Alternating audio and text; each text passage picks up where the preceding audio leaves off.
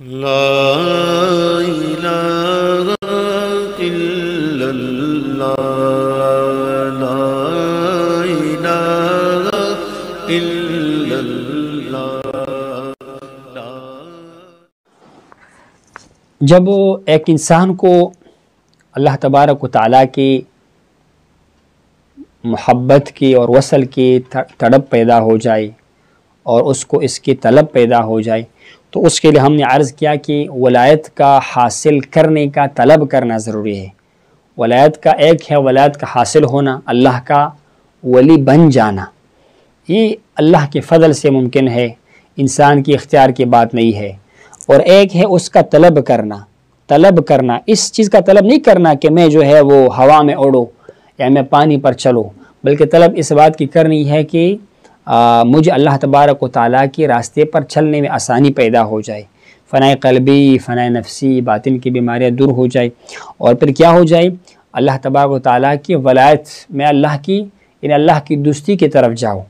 آپ کا کسی کے ساتھ محبت ہوتی ہے تو آپ اس کو منانے کا کوشش کرتے ہیں، اس کا دل جیتنے کا کوشش کرتے ہیں بلا کیف۔ اسی طرح انسان کو اللہ تبارک و تعالیٰ کو خوش کرنے کے لیے راستہ چننا پڑتا ہے۔ طریقت کس لیے کی جاتی ہے؟ اللہ تبارک و تعالیٰ کا وصل حاصل کرنا، صرف اپنے سکون کے نہیں، صرف اپنے طبیعت کے نہیں، بلکہ اللہ تبارک و تعالیٰ کا منشا بھی یہ ہے کہ انسان مجھے منائے، مجھے راضی کرے، میرے طرف چل پڑے۔ تو فرماتے ہیں کہ اختیار کی بات نہیں ہے کہ انسان اللہ کا ولی بن جائے، لیکن انسان کو کوشش کرنا ضروری ہے۔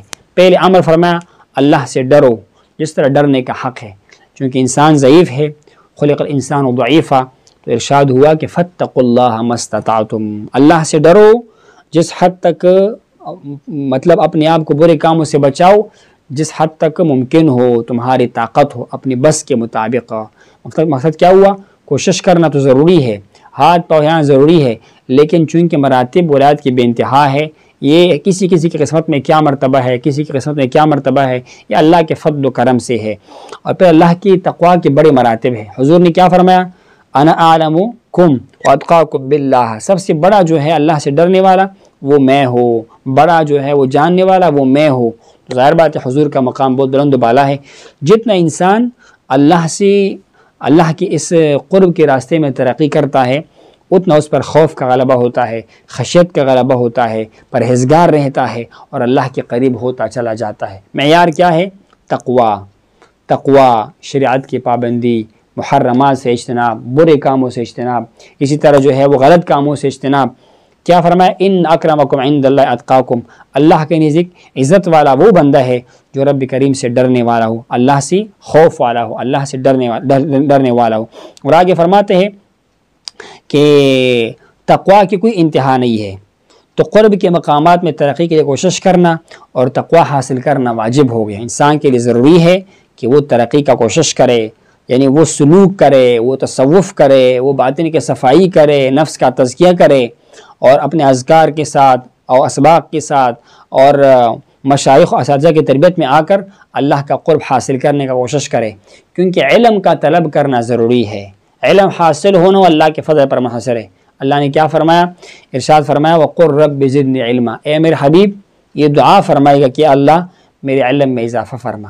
حضور اتنے بڑے علم والا، بڑے مقام والا، اس کو امر کیا جاتا ہے علم کی اضافت کا۔ اس سے مراد صرف ظاہر کا علم نہیں ہے جو صرف کہتے ہیں کہ حلال و حرام ہی کا علم اور نماز اور روزے اور زکوٰۃ کا علم، بلکہ اس سے مراد وہ علم باللہ بھی ہے، وہ باطن کا علم بھی ہے۔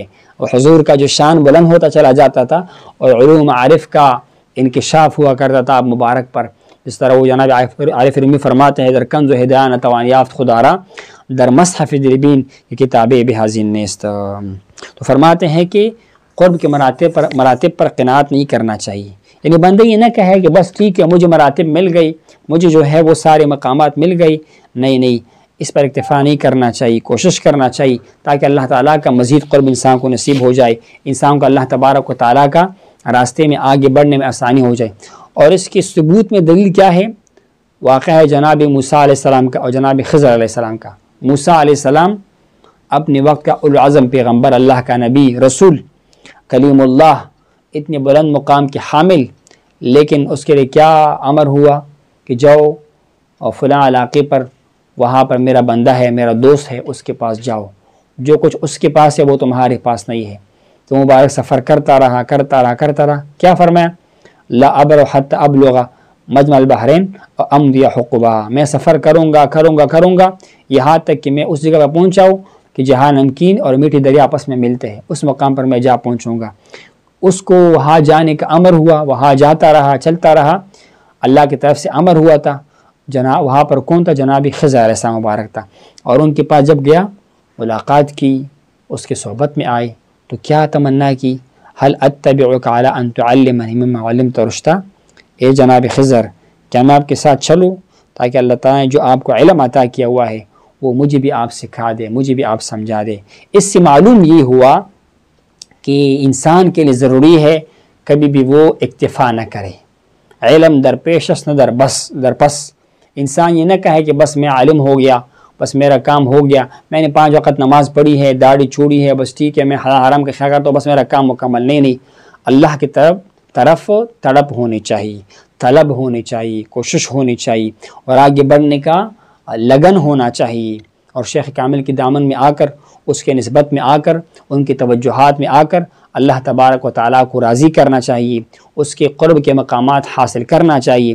بے انتہا مراتب ہے، آپ طلب میں ہیں، کوشش میں ہیں، کیا پتہ کس مقام پر آپ کی پکار کو رب کریم قبول فرمائی، آپ کی دعا کو رب قبول فرمائی، آپ کی طلب کو رب پسند فرمائی، اور آپ کو ان مقامات سے نوازے جس سے اپنے دوستوں کو نوازتا رہتا ہے۔ فلہٰذا سالک کے لیے طلب کرنا ضروری ہے، مرید کے لیے طلب کرنا ضروری ہے، اور ایک عام انسان کے لیے اس راستے میں آنا ضروری ہے، اللہ تعالیٰ کے قرب کے راستے میں آنا ضروری ہے۔ وجہ کیا ہے کہ جب آپ سلوک کرو گے، تصوف کرو گے، تو باطن کی بیماریاں دور ہو جائے گی، آپ کا نفس جو ہے وہ گمراہی سے نکل جائے گا، اس سے گمراہی ختم ہو جائے گی۔ ہیچ نفس رانہ کو شج الذل پیر، دامن آن نفس کش محکم بگیر، نفس کو کوئی نہیں مار سکتا مگر شیخ کامل مکمل پیر کا سایہ جو ہے وہ انسان کے نفس کو مارتا ہے۔ فلہذا تمہارے اوپر ضروری ہے کہ تم بھی شیخ کامل مکمل کے دامن کو پکڑو، اور اس کے غلامی میں آ کر اپنے نفس کو صاف ستھرا کرو، اللہ تبارک و تعالیٰ کا قرب تم حاصل کر سکو۔